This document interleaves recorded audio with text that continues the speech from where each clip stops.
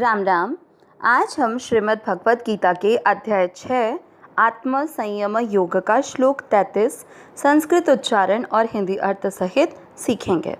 पहला चरण अ जू के ऊपर आधा र और जू और न में अ मिक्स करेंगे। अर्जुन उआ च में अ मिक्स किया उवाच। यो के बाद में अवग्रह, आपको यो की मात्रा को लंबा खींचना है। यो य शब्द पूरा होने के बाद य पे अनुस्वार आधा म। योयम यो ग के साथ आधा स योगस। आधे त के साथ व पूरा त्वया प्र का अर्थ हुआ प आधा और र पूरा, उस पे ओ की मात्रा लग गई, प्रो बन गया प्यारो। प्रो के बाद में आधा क और त पूरा प्रोक्त। त में अ की मात्रा तो विसर्ग को पढ़ेंगे ह प्रोक्तः। पहला चरण फिर से योयम योगस्त्वया प्रोक्तः। सेकंड चरण सा के साथ आधा म साम, ये न में अ मिक्स करेंगे। साम ये न म में अ मिक्स करते हुए मधु, सू पे बड़ी मात्रा है लंबा खींचना है और द और न में अ मिक्स करना है सूदन।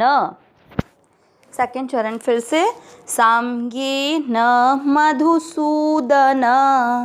पहला और दूसरा चरण साथ में योयम योगस्त्वया प्रोक्तः साम्येन मधुसूदन। तीसरा चरण ए त पूरे के साथ आधा स एतस याह शब्द पुराने के बाद ह पे अनुस्वार आधा म एतस याहम। न में अ मिक्स किया न प के साथ आधा श पश्यामि। तीसरा चरण फिर से एतस्याहं न पश्यामि। चौथा चरण च के बाद में है अनंग, ये य बोलते हैं इसको, अनंग नहीं सॉरी य। च में च वाली लाइन में होता है च छ ज झ और य, ये आधा य है क्योंकि संस्कृत की वर्णमाला हलंत में चलती है। इससे च के साथ य जोड़ो चन, च पूरा च में मिक्स करेंगे चंच। ल पूरे के साथ आधा तलत चंचलत। वा के साथ आधा तवात, फिर उसके बाद में आधा स और वात के साथ आप आधा स इधर भी जोड़ सकते हो तो वात थ पे ई की मात्रा वात स्थिति शब्द पुराने के बाद ती पे अनुस्वार आधा में वात स्थितिम, फिर वापस आधा स। देखो ये शब्दों में ई नहीं बोलना, स्थि नहीं करना है, आधा स पहले बोला जाएगा और थ पे ई की मात्रा स्थिराम रा के साथ आधा म।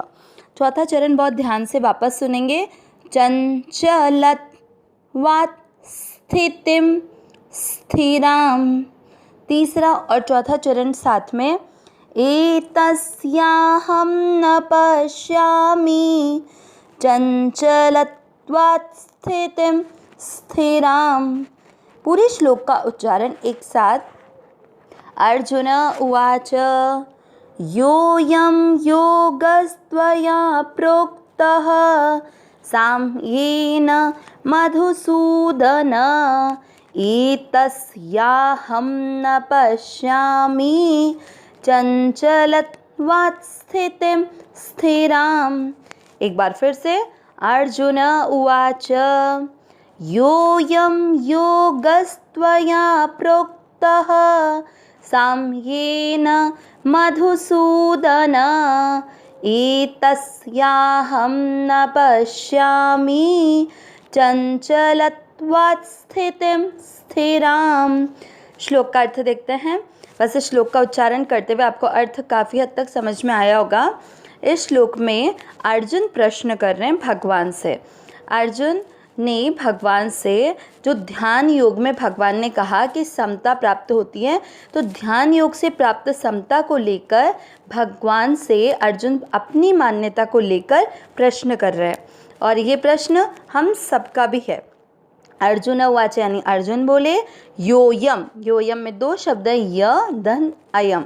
यह यानी जो, अयम यानी यह।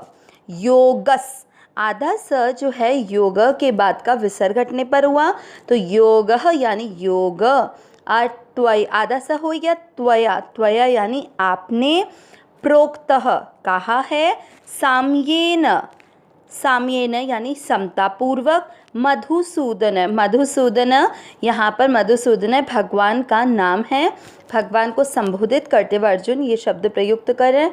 एतस्याहम, एतस्याहम इसमें दो शब्द हैं, एतस्य धन अहम, एतस्य यानी इस योग की, कौन से योग, ध्यान योग की, अहम यानी मैं, न यानी नहीं, पश्यामि यानी देखता हूँ, चंचलत्वात्, चंचलत्वात् यानी मन की चंचलता के कारण, स्थितिम यानी स्थिति, स्थिराम यानी स्थिर। पूरा अर्थ क्या निकला, अर्जुन बोले हे मधुसूदन आपने समतापूर्वक जो ये योग कहा है, कौन सा योग, ध्यान योग, तो मन के चंचलता के कारण मैं इस योग की स्थिर स्थिति नहीं देखता हूँ। कहने का तात्पर्य क्या हुआ कि ध्यान योग में जब तक मन चंचल रहेगा तब तक समता की स्थिति प्राप्त हो ही नहीं सकती। तो ये मन इतना चंचल है, इस मन को स्थिर जब तक नहीं रखा जा सकता तो समता प्राप्त नहीं हो सकती। तो फिर ध्यान योग से समता की स्थिति कैसे प्राप्त होगी, यह प्रश्न अर्जुन का है कि ये इस मन को पहले, सबसे पहले इसके चंचलता का नाश कैसे किया जाए। इसका चंचलता का नाश नहीं होगा तो ध्यान योग सिद्ध नहीं होगा, और ध्यान योग सिद्ध नहीं होगा तो समता की स्थिति प्राप्त नहीं होगी। इस प्रश्न का उत्तर अभी एक प्रश्न और करेंगे अर्जुन अगले श्लोक में, उसके बाद में भगवान इन प्रश्नों का उत्तर देंगे। अविनाशी सहज सुख राशि, हे नाथ, हे मेरे नाथ, मैं आपको भूलूँ नहीं। नारायण नारायण नारायण नारायण।